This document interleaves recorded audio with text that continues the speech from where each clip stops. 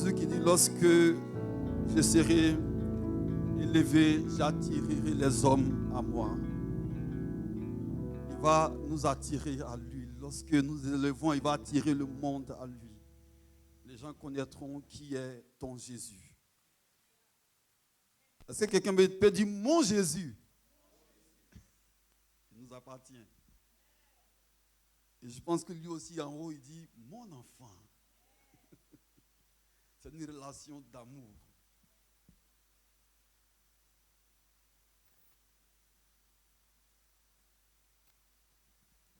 Je vous salue tous dans le merveilleux nom de notre Seigneur Jésus-Christ.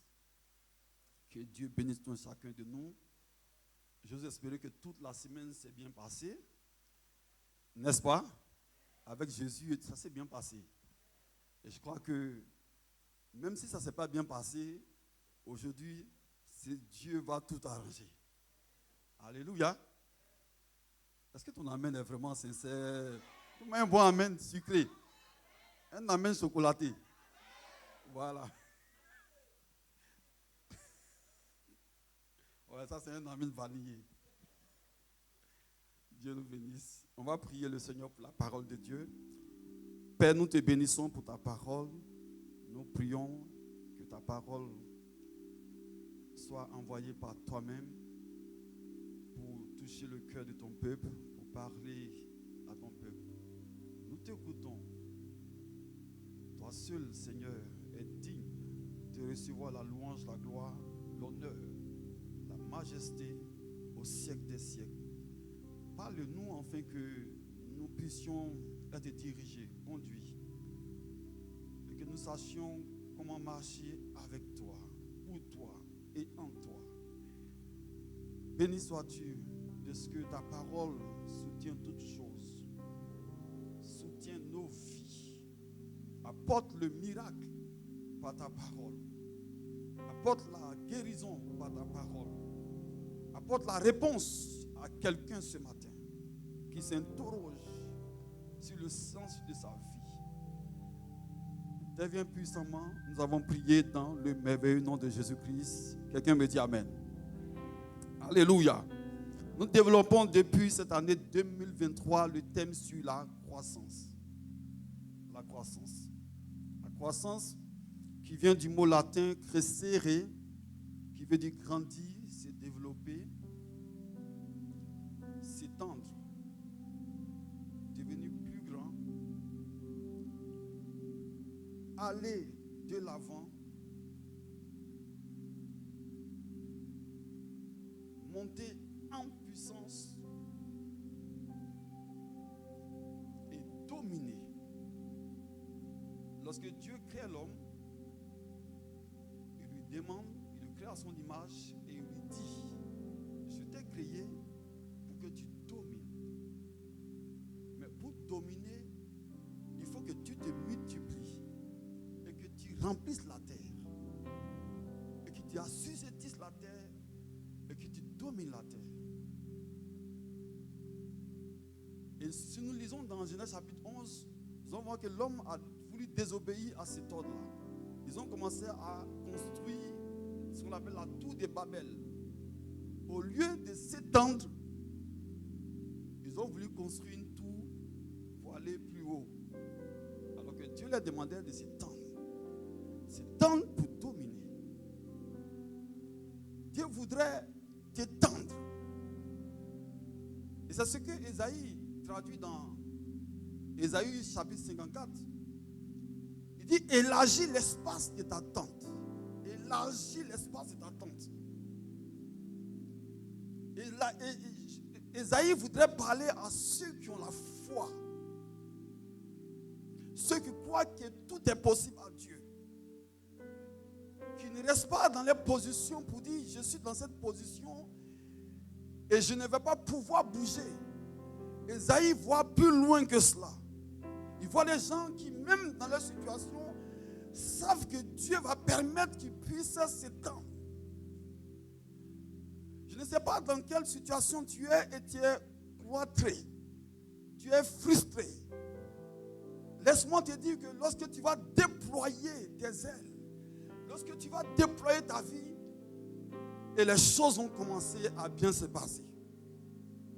C'est parce que tu ne t'es pas encore déployé tout le potentiel qui est en toi et que tu es encore à ce stade. Isaïe dit, élargis l'espace d'attente.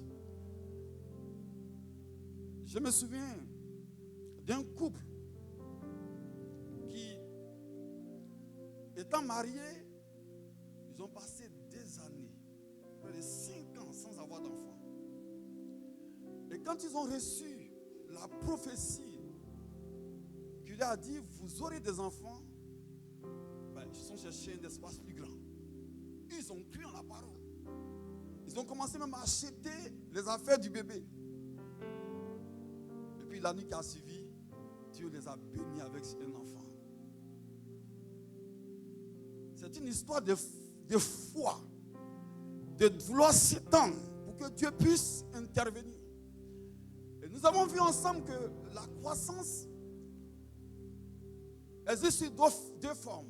La croissance numérique, mais la croissance aussi spirituelle. Croissance numérique en nombre, mais la croissance spirituelle.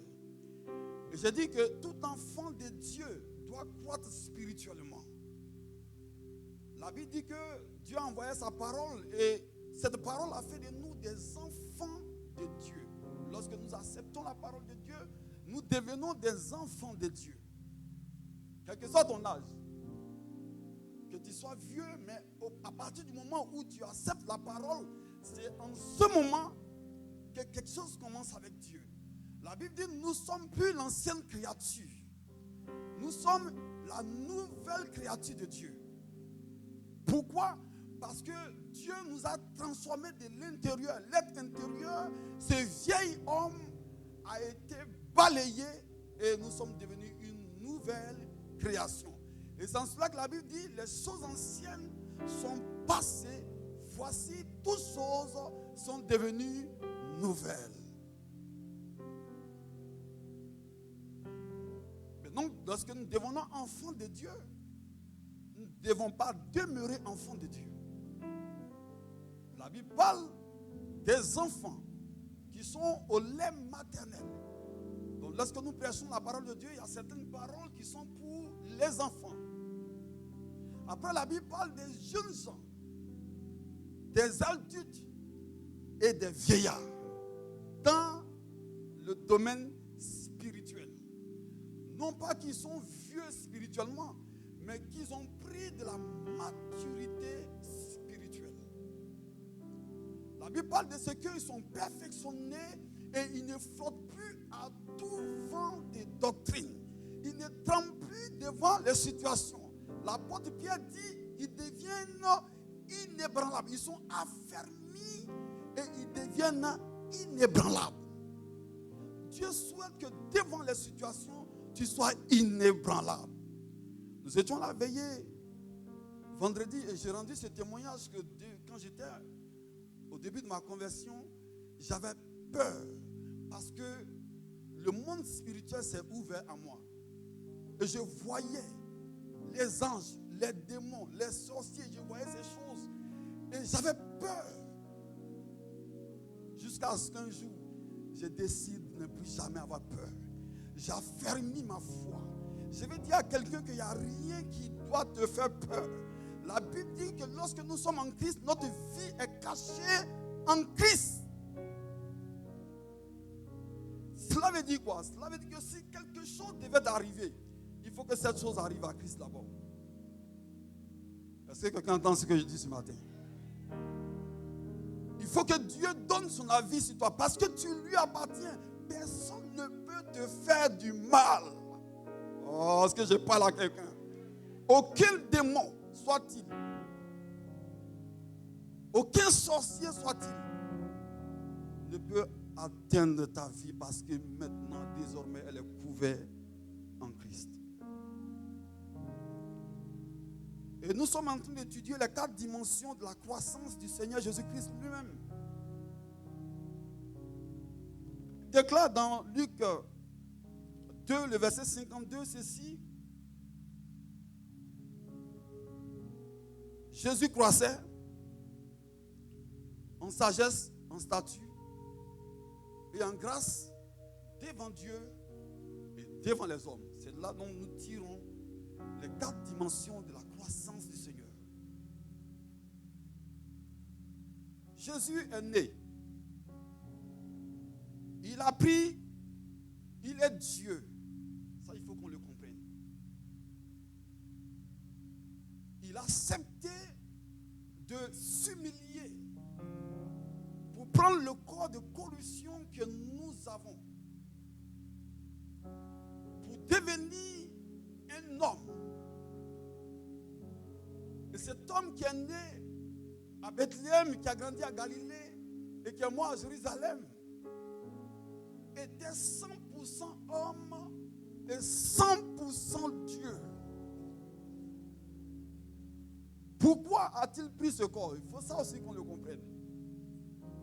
Il aurait pu venir comme un ange, ou bien comme il avait toute sa gloire dans le ciel. Mais il n'aurait pas pu sauver l'humanité. Parce que lorsque Adam et Ève ont péché, c'était une affaire entre l'homme et Dieu. Les sacrifices que Dieu a donnés à l'homme de faire, c'était les sacrifices d'animaux qui apaisaient le cœur de Dieu. Chaque année, on devait faire le même sacrifice. Chaque fois. Chaque année, le souverain sacrificateur venait faire le sacrifice pour le peuple entier, pour le péché du peuple.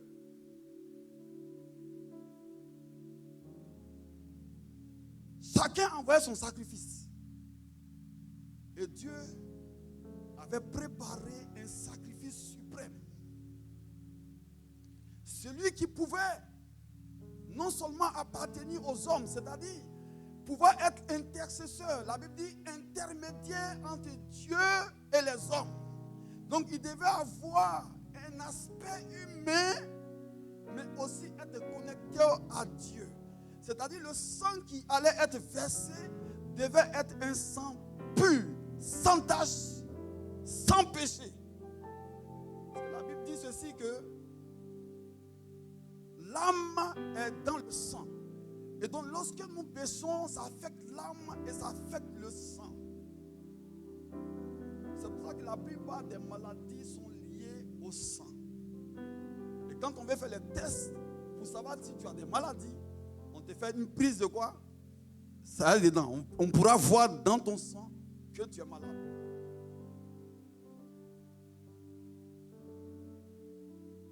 Mais Jésus était saint sur la terre. Aucun péché. Tout homme a péché et sont privés de la gloire de Dieu, sauf lui. Et c'est pour cela que son sang pouvait être accepté par Dieu, le Dieu saint, saint et saint. Lorsque Ésaïe le voit, il décrit, il dit: j'ai vu le pan de sa robe. Et les anges autour de lui criaient: saint, saint, saint est l'Éternel. Pour que nos péchés soient pardonnés, il ne fallait pas le sang des taureaux. Ça, c'était pour un temps. C'était éphémère. Mais le sang de Jésus est venu une fois pour toutes effacer tous les péchés. Pour ceux qui croient, leur vie est libérée du péché. La Bible dit: nous sommes passés de la mort à la vie éternelle. C'est pour ça que j'ai dit que ton amen est trop faible. Parce que ce que je dis tu es passé de la mort à la vie. Tes péchés ont été pardonnés à partir du moment où tu as reconnu et que tu t'es approché de Dieu pour dire: Seigneur, je te reconnais comme étant mon Seigneur. Je te reconnais comme étant mon sauveur. Je te demande pardon pour mes péchés. Tu deviens enfant de Dieu. Le même jour, si tu acceptes Jésus, tu deviens enfant de Dieu. Il n'y a pas de différé. C'est le même jour que tu deviens enfant de Dieu.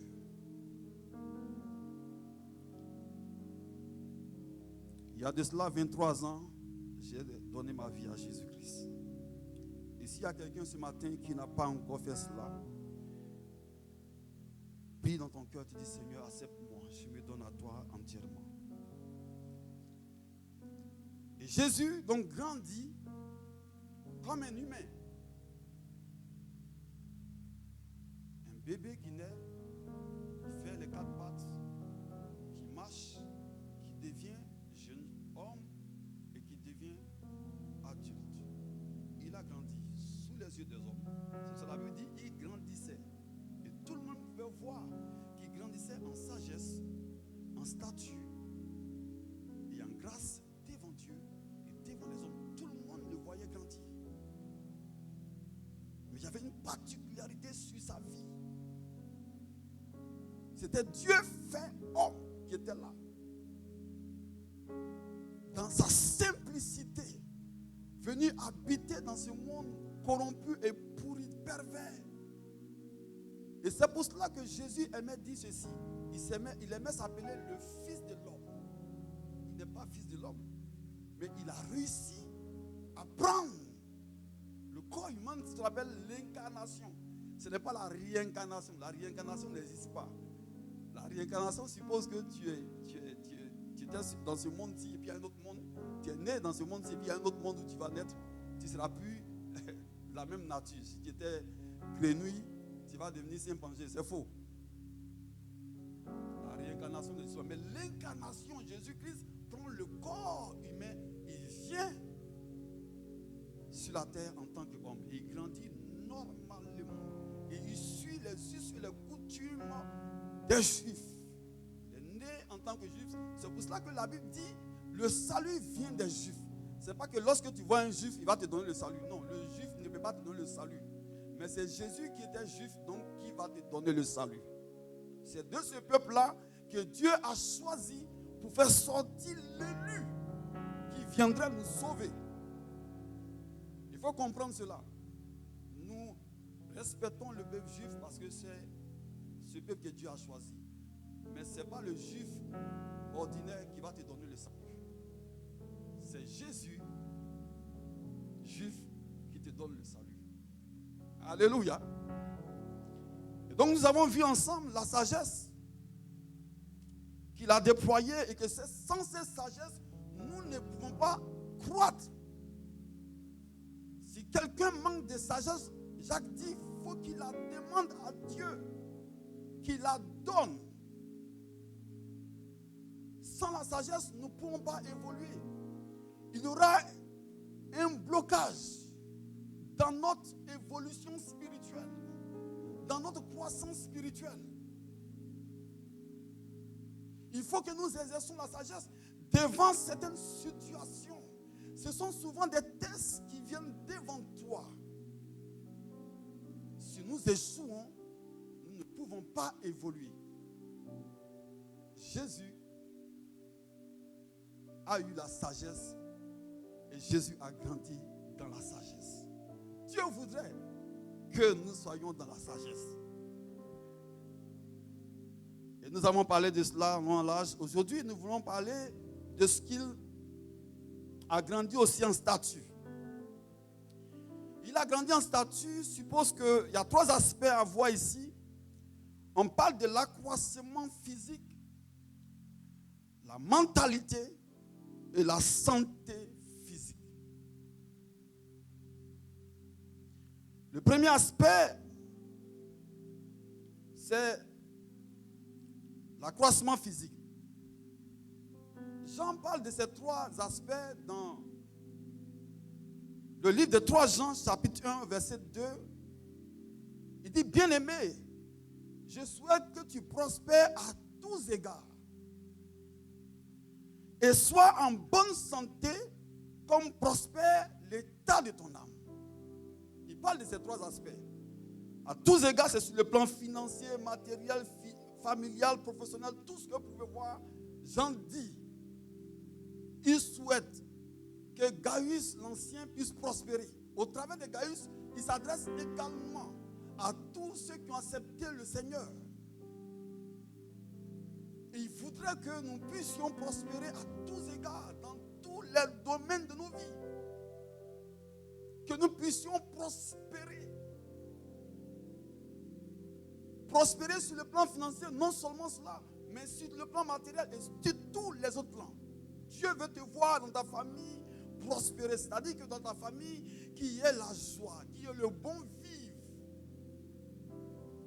Et que cette famille soit une famille accueillante. Une famille où Jésus est, où il y a la paix de Dieu.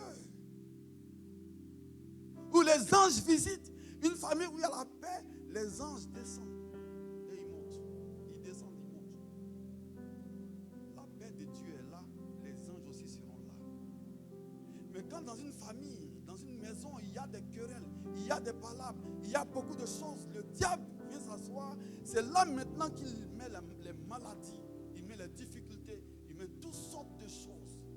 Et la haine, le mépris, et finalement le divorce.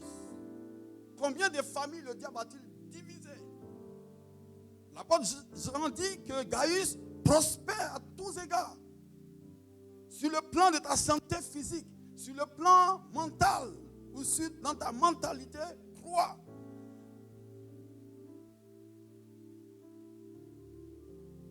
Et nous avons vu que Jésus a grandi. Il a aussi titubé en marchant. Il est tombé. Mais ensuite, il est devenu adulte. Et c'est adulte qu'il est rentré dans son ministère.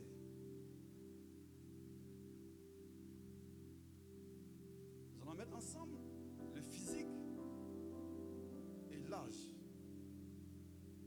et la mentalité. Si quelqu'un commence à grandir, commence à être âgé, nous n'allons pas le retrouver comme le petit enfant qui se promène là, non. À moins qu'il soit né. Sinon, normalement, il grandit aussi. Et en même temps, ce qu'il devrait suivre, c'est qu'il ait la mentalité de son âge. C'est ce qui serait normal. Si à un certain âge, le gars il a 15 ans, mais il continue de faire... Il parle comme un enfant, il y a un problème.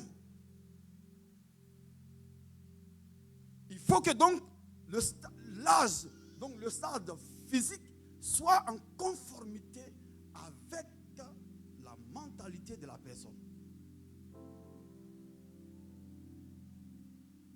Au fur et à mesure que tu es un enfant de Dieu et que tu grandis, il faut qu'on voie les aspects spirituels se développer aussi dans ta vie. Tu ne dois plus te comporter comme un enfant spirituel. C'est toi qui fais parler dans toutes les rues de la ville.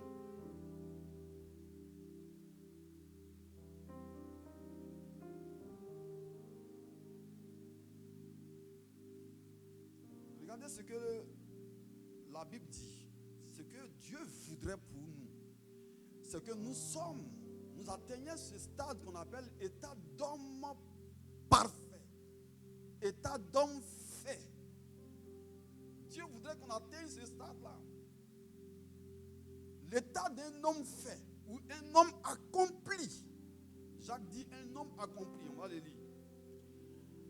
Éphésiens chapitre 4, verset 11 à 15. Il dit ceci. Et il a donné les uns comme apôtres, les autres comme prophètes, les autres comme évangélistes et les autres comme pasteurs et docteurs. Pour un but. Regardez le but. Il dit pour le perfectionnement. Le perfectionnement, c'est la maturité, la croissance spirituelle, la perfection qui vient d'en haut. La perfection qui vient de Dieu. La vie de l'esprit. La marche par l'esprit. Et ne plus donc accomplir les œuvres de la chair. On a déjà vu ça. Hein? Les œuvres de la chair et les œuvres de l'esprit. Qui se rappelle? Ok? Donc on se comprend. Lorsqu'on atteint ce but, à cause de ce que Dieu, quand il donne ces hommes de Dieu, apôtres, prophètes, évangélistes, docteurs et pasteurs, il y a un but. Si aujourd'hui je suis en train de prêcher, c'est pour un but. Si tous les dimanches nous venons pour écouter un homme de Dieu, c'est pour un but. Frère, il ne faut pas perdre ce but. On ne vient pas à l'église juste pour chanter, adorer et puis on rentre. Non, on vient pour écouter la parole de Dieu qui nous donne le chemin à suivre par Dieu lui-même. Dieu est dans sa parole pour l'accomplir. Tu veux être béni, attache-toi à la parole de Dieu. Dieu ne fait rien sans sa parole. Si tu négliges sa parole, tu vas pourrir. C'est elle d'ailleurs qui a créé toutes choses. On a vu avec la sagesse. Dieu a créé les choses avec la parole de sagesse. C'est pour cela que ce que Dieu a créé, il n'y a pas à refaire derrière. Il a tout donné à l'homme. Tout ce que Dieu a créé est parfait. Et je donnais l'exemple de ce que, lorsqu'il nous a créés, il sait pourquoi il a mis les yeux ici. Et si quelqu'un dirait, bon, on va changer l'emplacement des yeux pour les mettre au niveau de la cheville, ou bien au niveau des orteils, la poussière va frapper tes yeux. Tu vas devenir aveugle. Il sait pourquoi il a mis en haut. C'est pourquoi il t'a donné la jambe, les mains. Et personne ne doit refaire ce que Dieu a déjà fait de façon parfaite. David dit, je suis une créature merveilleuse. Est-ce que quelqu'un peut dire ce matin, je suis une créature merveilleuse de Dieu. Il nous a bénis de toutes sortes de bénédictions autour de nous. Nous avons tout ce qu'il faut pour vivre mieux. Mais ce que l'homme fait, il vient détruire ce que Dieu a fait. C'est ce que l'homme invente, parce que l'homme ne crée pas. Dieu a déjà tout créé. C'est ce que l'homme invente qui a besoin d'amélioration. Mais ce que Dieu a créé n'a pas besoin d'amélioration. On a besoin simplement de découvrir ce qu'il a mis dans la création. J'ai pris l'exemple des plantes. C'est dans les plantes, si on pouvait découvrir tous les médicaments qui sont dans les plantes pour toutes les maladies, je pense que les maladies disparaîtront sur la terre. Parce qu'il a tout mis, même dans les plantes, même dans les animaux. Pour tes vitamines, il sait où il a mis. On en a besoin pour le corps, n'est-ce pas? Il a tout préparé. Donc je reviens sur le mot perfectionnement. Donc c'est le but. Parce que Dieu donne ces 5 dons de ministère pour un but, pour le perfectionnement des saints. Les saints, c'est qui? C'est vous et moi qui avons accepté Jésus. En vue de l'œuvre du ministère, donc c'est pour servir Dieu que Dieu a amené ses serviteurs pour perfectionner le peuple, pour que le peuple non seulement soit enseigné, équipé, rééduqué. Ça c'est important. Quand on vient au Seigneur, on vient avec le vieil homme. Dieu nous met une nouvelle création. On devient un enfant et quand tu es enfant, quel que soit ton âge, tu as besoin d'être rééduqué. Le pasteur raconte quoi? Oui. On avait des façons de marcher avant. Et lorsque nous venons au Seigneur, il nous rééduque, il nous transforme. La Bible dit, lorsque nous regardons à cette image, l'image dont nous allons parler tout à l'heure, lorsque nous regardons à cette image, nous sommes transformés en cette même image qui va de gloire en gloire. En d'autres termes, notre transformation doit être de sorte que nous atteignions cette image glorieuse de Jésus.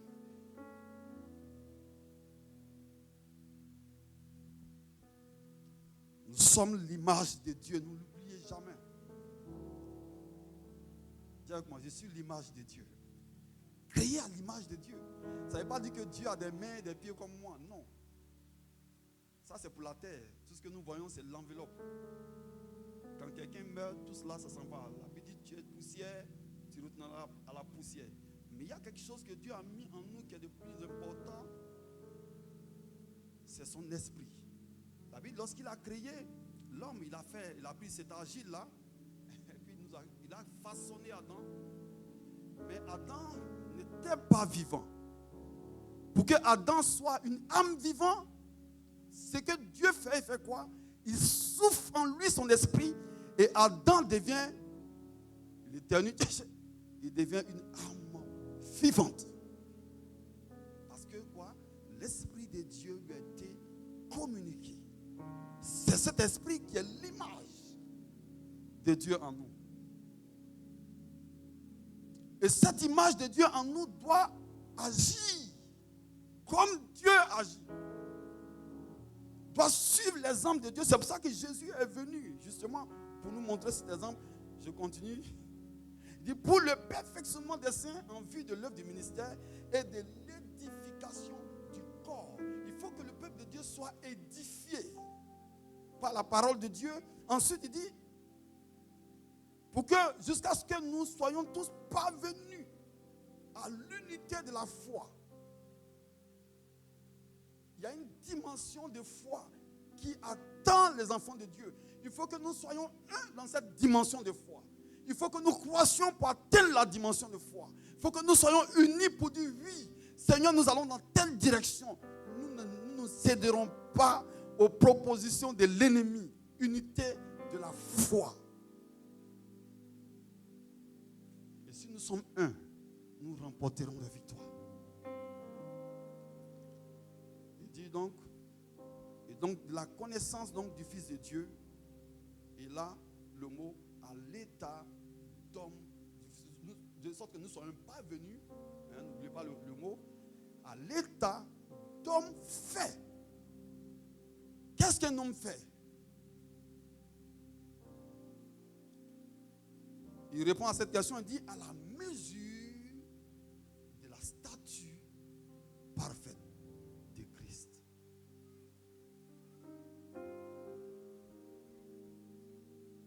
Et afin que nous soyons plus des enfants. Vous avez vu? Il ne faut plus que nous soyons des enfants. Moi, je veux qu'il y ait un réveil. Ça fait 10 ans, ça fait 15 ans que je viens à l'église. Je continue, est-ce que je continue à me comporter comme un enfant spirituel ou bien un adulte spirituel? Est-ce que je prends la parole de Dieu au mot? Est-ce que je considère cette parole? Est-ce que je vis cette parole? Est-ce que je ne m'emporte pas des fois? La Bible dit ici, à tout vent de doctrine. C'est les bébés, les enfants spirituels qui flottent à tout vent de doctrine. On dit, il y a une église ici, ils sont là-bas. Il y a un pasteur ici, ils sont là-bas. Ils n'ont pas de base spirituelle. Quand tu as une base spirituelle, tu sais là où Dieu t'a emmené. Tu sais où tu es en train de partir.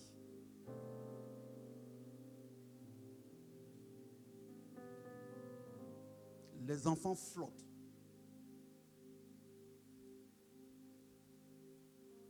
La base spirituelle n'y est pas. Je dis souvent que ce qui fait la différence entre les enfants de Dieu que nous sommes, c'est la base spirituelle. Quelle a été ta base spirituelle? Si on revient même, on peut dire qui est ton père spirituel? Ou bien est-ce que tu as enseigné, même si c'est un bon père spirituel, est-ce que tu as accepté ses enseignements? Est-ce que aujourd'hui encore, s'il est parti dans la gloire, il peut dire, je suis fier de toi? Est-ce qu'il peut le dire? Est-ce que ta mère spirituelle, de là où elle est, peut dire, je suis fier de... Il marche dans mes traces. Est-ce que l'apôtre Paul là-bas peut dire, je suis fier de quelqu'un ici?